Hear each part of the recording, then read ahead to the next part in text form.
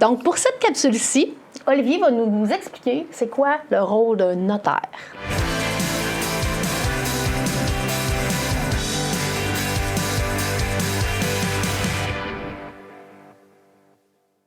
Donc, Olivier, dis-moi, ça fait quoi exactement un notaire? Écoute, ça me fait sourire cette question-là parce qu'on l'entend très souvent. Les gens ne savent pas ce que ça fait un notaire. Il n'y a pas beaucoup de publicité non plus là-dessus. Quand moi, j'étais à l'université même, j'avais du mal à savoir ce que ça faisait. Les avocats riaient souvent en disant le notaire fait juste imprimer des documents, il remplit des C'est l'avocat qui n'a pas réussi. Des fois, on entendait ça aussi. C'est ridicule. L'avocat qui n'a pas réussi, qui est devenu notaire. Bref, je trouve ça intéressant qu'on en parle aujourd'hui. Le notaire fait beaucoup de choses. Dans le domaine juridique, il va faire les mêmes choses qu'un avocat. On est juriste, tout comme les avocats. En fait, il y a le bac en droit. Par la suite, on a à choisir si on va vers le barreau du Québec pour devenir avocat ou si on va vers le notariat. Moi, j'ai choisi le barreau au début. Bref, on est revenu au notariat par la suite. Notaire, là, je pense qu'on va en parler plus au niveau transactionnel. Ouais. Donc, les notaires peuvent œuvrer dans le domaine immobilier. C'est un peu pour ça là, qu'on aborde le sujet aujourd'hui parce que tu es courtière immobilière. Dans le domaine immobilier, le rôle du notaire, c'est de représenter toutes les parties. On se retrouve à être impartial. On ne représente pas une partie comme telle. En fait, on représente toutes les parties. La transaction. L'institution financière, l'acheteur, le vendeur. Bref, ce qu'on représente, ces trois personnes-là pour que la transaction soit menée à terme de la bonne façon et qu'on puisse protéger ces parties-là. Fait que, disons, de manière concrète, dans un dossier immobilier, comment ça va se passer? C'est sûr que je vais éviter plusieurs étapes puis d'être trop précis aussi dans certaines étapes du processus pour éviter qu'on s'en aille en longueur, garder ça succinct. Et dans le fond, le dossier va nous être envoyé par le client, par le courtier immobilier.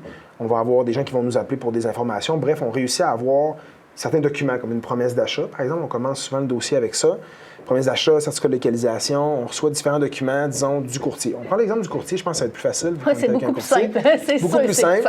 On reçoit un dossier qui est pratiquement complet, taxe municipale, scolaire, information sur la propriété, certificat de localisation, promesse d'achat, déclaration du vendeur, bref.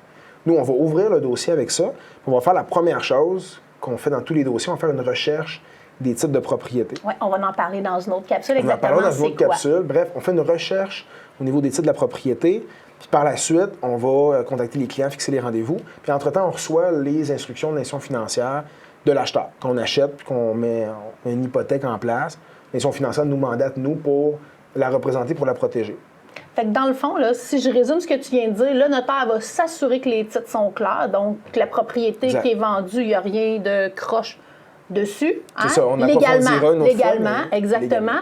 Ensuite, tu t'assures que l'argent des acheteurs est bel et bien dans ton compte. Puis une fois que la transaction est faite, que toutes les parties se sont bien entendues puis qu'on se clôt les ententes, ta job, c'est de s'assurer que l'ancienne hypothèque est radiée et par la suite de remettre les sous aux vendeurs. Exact. On prend toutes les intentions des parties qui étaient prévues dans la promesse d'achat, on rédige l'acte de vente, on va avoir rédigé l'hypothèque aussi pour la mettre en place. On met l'hypothèque en place, on reçoit l'argent de tout le monde, on a vérifié que les titres étaient clairs, on signe la transaction officiellement chez le notaire.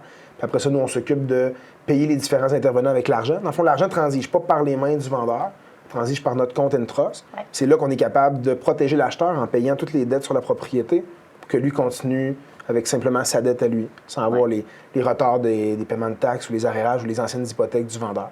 Et de protéger l'acheteur aussi, que le vendeur n'aurait pas vendu à 2, 3 autres personnes avant lui. Oui, il y a un processus de publication, on ne rentrera pas dans le détail, mais la transaction se fait une telle journée, on vous remet les clés, vous devenez propriétaire. Le vendeur ne lui touchera pas l'argent tout de suite. Il faut que l'acte de vente soit enregistré au registre foncier, domaine public, puis que les autres notaires puissent voir que la transaction a été faite.